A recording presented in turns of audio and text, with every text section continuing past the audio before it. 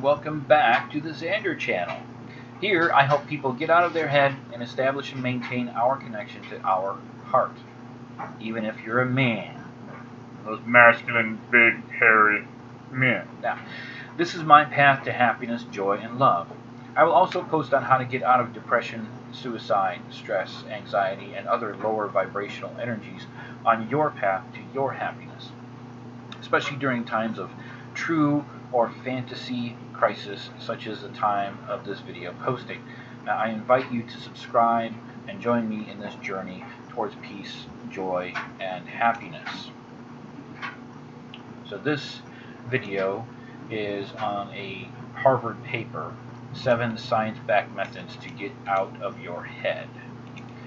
So, people get stuck in their heads all the time, some of us more than others. Although it's lovely to ponder life and inquisite about yourself, the problem is that the majority of your thoughts are not so upbeat. When we are in our mind-wandering mode or in your head, thoughts usually turn to what bills are due, or why your partner was a jerk last night, or why your coworker took credit for your work today, or why you reacted in a particular way towards a family member, and so on. And funnily, at times like this, when we're not focusing on anything in particular, the brain's default mode network is always on, which means that the brain literally defaults to this kind of worry-based thinking much of the time. Now, when your mind is wandering in any direction from what you're doing, you're a lot less likely to be feeling happy. The Harvard study a few years ago used a specially designed iPhone app to query people about what they were doing at random times throughout the day, whether they were thinking about the task or not, and how happy or unhappy that they were. The verdict was absolutely clear and became the title of the paper. A wandering mind is an unhappy mind. So, getting out of our heads and back to the present is key. How to do this, however, has been the subject of psychologist debate for centuries and philosophical debate for even longer than that. Here are tried and true methods to help you get out of your head and back into the present. 1. Getting ready to go there. Now, this sounds like a way to do the exact opposite of getting out of your head, but actually it's not. Okay? Getting in touch with your internal stuff allows you to process it, which lets you move on from it. The reality is that most people, especially depending on your generation, grew up with the notion that it's better to hide your feelings than to talk about them. Now, this, of course, is one of the most destructive ideas you can carry with you because it means that thoughts never get processed. They just spin around in your head into infinity. But addressing them by talking about them with your friends, family members, is one way to step out of them. Okay. Some say you might want to talk to a psychologist, but I wholeheartedly disagree. I prefer, of course, due to the fact I am a hypnotist, I prefer you to talk to a hypnotist about it because I actually solve your problem instead of drugging you. But that's your decision, because psychologists and psychiatrists, of course, take your insurance, where you're going to have to come out of pocket for a hypnotist. Now, from the earliest exchanges between infants and parents, a self grows in relationship to those around it, says Todd Essig, PhD, fellow Forbes contributor, practicing psychologist, blah, blah, blah. So too is the case in adulthood. We come to know ourselves in dialogue with other people. And people are starting to talk more openly about their experiences of pain, which is a good thing, right?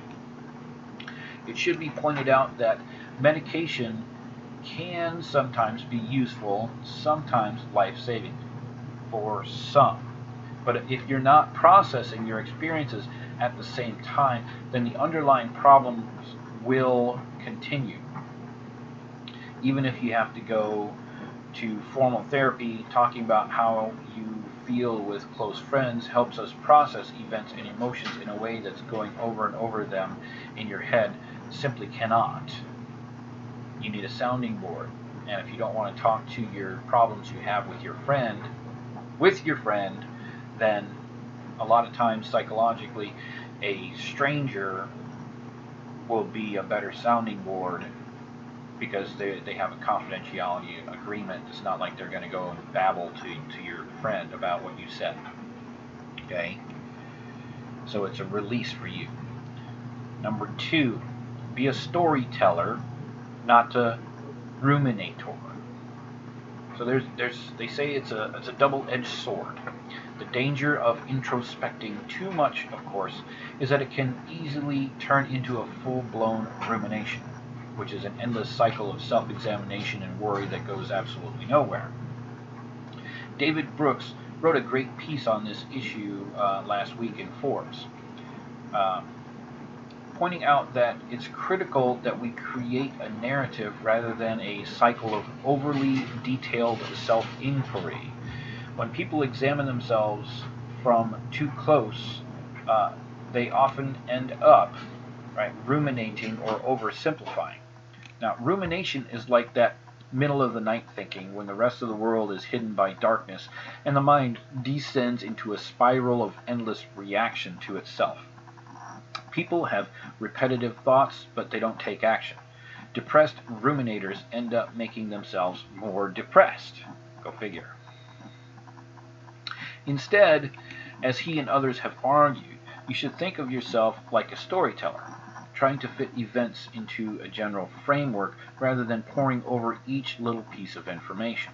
Introspection is a closed system. It adds... Well, essay mentions that patterns of growth only emerge by opening yourself to input from others. Can you imagine doing a search on an iPhone with no network connection? Right? Even the best search strategy or introspection alone would be terribly limited. So too with cognition, feelings, and desires. Right? Number 3, be slightly or just be inappropriate. This is the best method.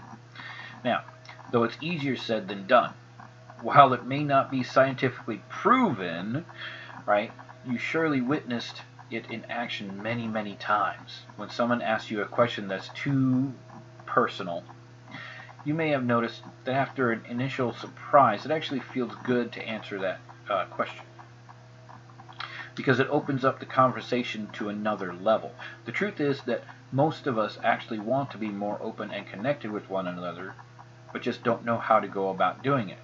So it's ingrained in us not to offend anyone or not to overshare that we end up being too conservative.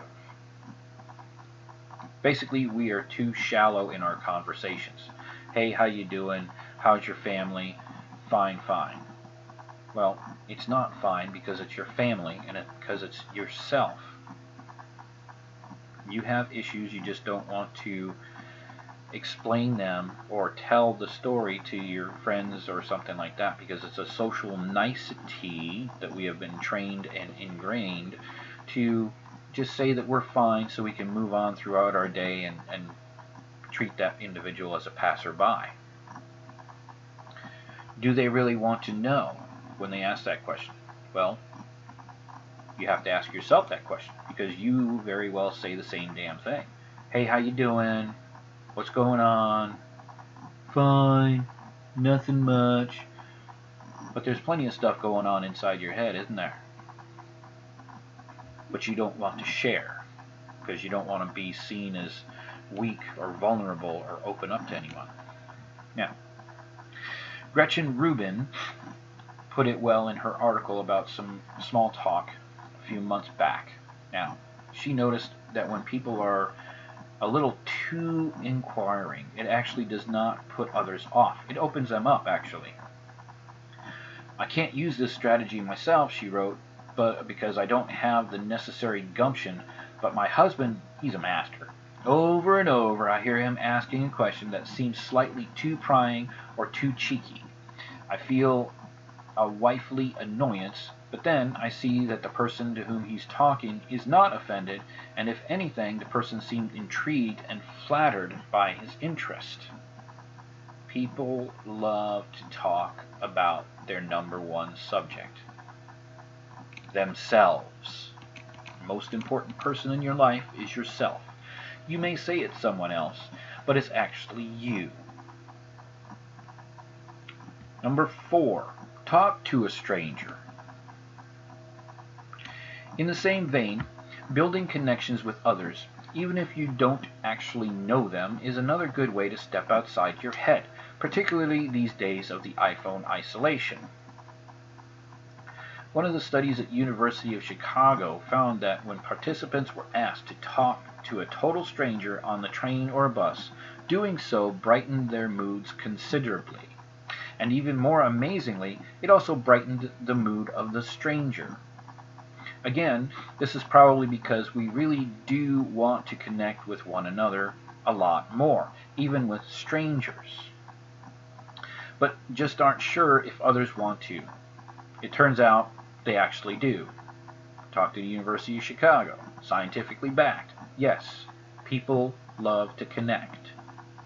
With strangers? Yeah, they expand their friendship network. Just look at frickin' Facebook or another social media. The numbers of people that they are considered friends with is substantial. But are they friends? Physical contact friends that you see and interact with, using body language, using tonality. Extremely important, as words are only 5 to 9% of the conversation, depending on who you talk to about that particular issue. Also, using your feelings is important. Your smile, which at this time of this video is covered. So, try overstepping the bounds just a bit. Not so much as to freak the other person out, but enough to show them that you're up for feeling a little more connected in this world, or talk to the guy next to you on the bus. It will certainly get you out of your head, not to mention brighten your day. And this is about happiness. And also, even though it does get you out of your head, it will brighten your day, but the person that you talk to could change their entire day. Just with a smile. Just with a, where are you going? How you doing? But use the tonality of that you genuinely actually give a shit. Eye contact. Show them that you're interested, not just babbling on your phone and they don't know who the hell you're talking to. All right. Now, number 5, deactivate the me centers of your brain by meditation. There are almost no mental practice that has more research behind it than meditation. Studies from Harvard, Yale, Princeton, UCLA, Stanford, and UMass, University of Massachusetts, to name a few, are showing the effects of meditation training on brain function and brain structure. Among its more striking benefits, meditation seems to deactivate the me centers of the brain, which are the areas that are active when we're having thoughts related to the self-referring thoughts. Now, in fact, the medial prefrontal cortex is an area that's on when we're having these thoughts, and meditation has been shown to quiet activity in this area of the brain. In fact, experienced meditators' brains were also shown to co-activate areas involved in self-monitoring, suggesting that their brains may always be on the lookout for the me-centered thoughts, ready to bring them back to the present moment just as fast. So, of course, meditating has always been shown to help treat other related mental health issues such as depression, addiction, anxiety, attention deficit disorders, as well as to improve concentration, attention, cognitive performance, and so on. Because attention is the currency of the mind. Attention is the currency of your soul. Without it, nothing happens. So give it a try, huh? I do have some videos on meditation. I will be making some more. So start with sitting, focusing on your breath for 5 minutes. And if you cannot focus on your breath, focus on the feeling of the air going in through your nose. Focus on a feeling that you get that's on the forefront of what you feel. Maybe it's the exhalation that you feel more prominent about. But focus on a feeling and then count it as one. Okay?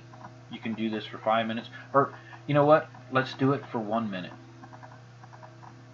Let's start with a 500-pound weight.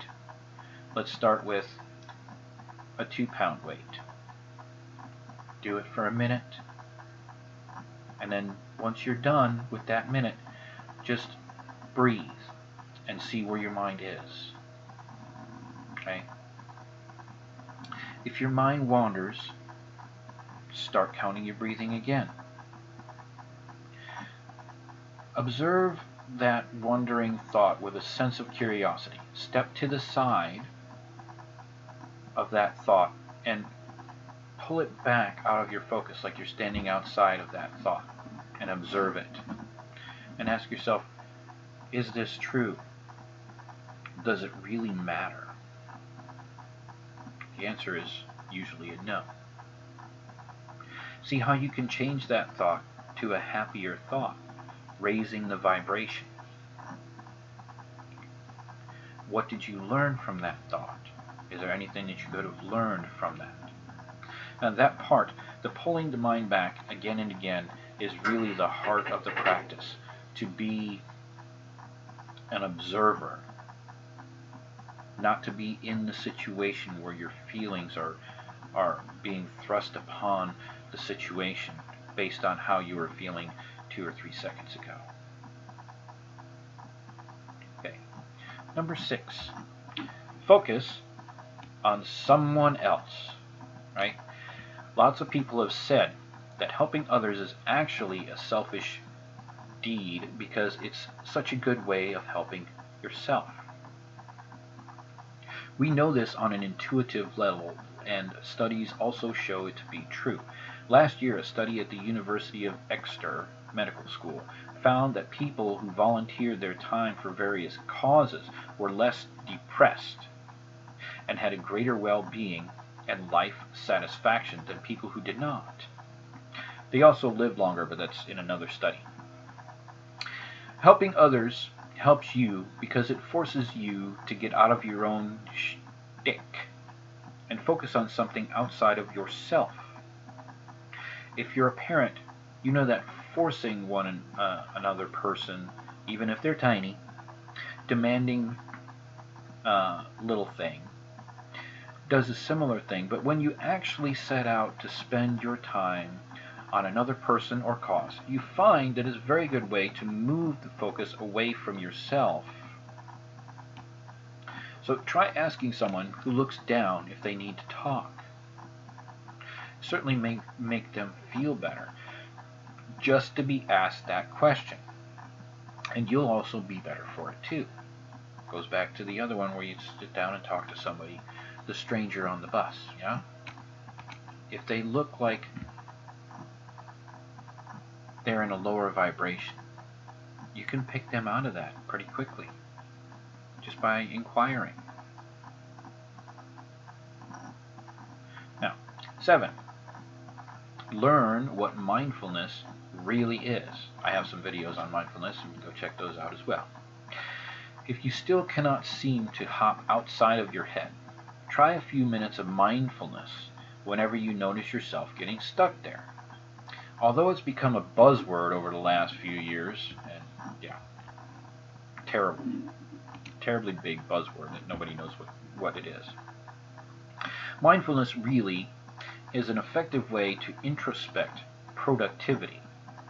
If you find yourself spinning a thought around in your head, stop and investigate it.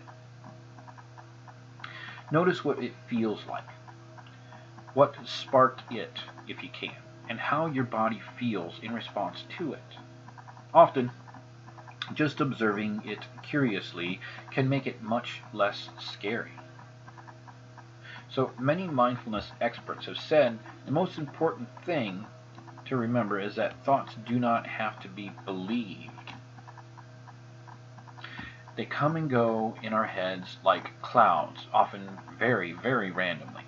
So if you can just acknowledge a thought non-judgmentally and then let it go, that's where you need to be. You'll be in good shape. The letting go part is, of course, the most difficult one, but with practice it can happen. And then your thoughts lose their power over you. Because let's face it, if you're not happy, your thoughts are controlling you. Your ego is telling you how to run your life. That voice in the back of your head that tells you what to do, that's the ego. That's your habits, that's your training that you've had since your birth. Money doesn't grow on trees. Well, that's an absolute fact, isn't it? Why? Because the voice in the back of your head is telling you so. So, if you find yourself in an endless cycle of rumination, step back and try one of these methods, or all of them. Talk with a friend, or even a stranger. Meditate for 5 minutes. Ask somebody from family. If you're being so bold, go downtown.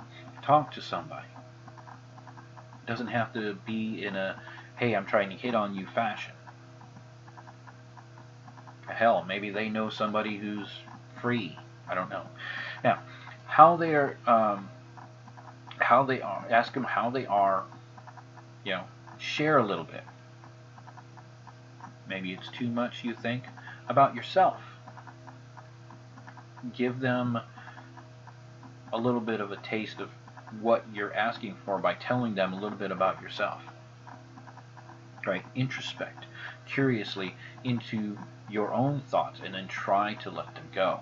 The mind is a really cool place, but when it becomes too much, it's important to know how to take a break from that too much. If you eat steak every day, you're going to get sick of it. Doesn't matter if it's filet mignon. It's really cool, at least so they say, since I'm vegetarian, but something that's very tasty to you, if you eat that 3 times a day, every day, for the rest of your life, you're going to get pretty bored with that. Doesn't matter how nice it tastes, you're just going to get bored of it. So just think of that. So, that's that, isn't it? So smash that like button, subscribe below if you learned something, agreed, or found this interesting. Comment below to ask an educated question that you actually want the answer to. If you love my sexy face, hit that notification bell for my next posting herein. Right? A couple of ideas for you to ponder with if you didn't shut this thing off already. The future of medicine will be the medicine of frequencies. Albert Einstein. See my video on the Schumann resonance of 7.83 Hertz. No disease, including cancer, can exist in an alkaline environment. That's Dr. Otto Warburg, 1931 Nobel Prize winner for the discovery of cancer. Try an alkaline diet or a vegan, raw food lifestyle. Start off and just work your way through it. Now, why are you taking medical advice, health advice from people who have a vested monetary interest when you're diseased? Are the doctors improving your health or their wallets? Don't they have bills to pay? Medical school is quite expensive. Is it a healthcare system or a disease management system? I'm not saying to ditch your doctor, especially if you're on continuous medication. You are responsible for your own health. Seize that responsibility, or ability to respond. It is yours. Now regulate what goes into your mouth. Regulate what comes out of your mouth, too. Ask yourself if there is love in it. Let thine food be thine medicine, and thine medicine be thine food. Good day. Love you all. Peace. Take care.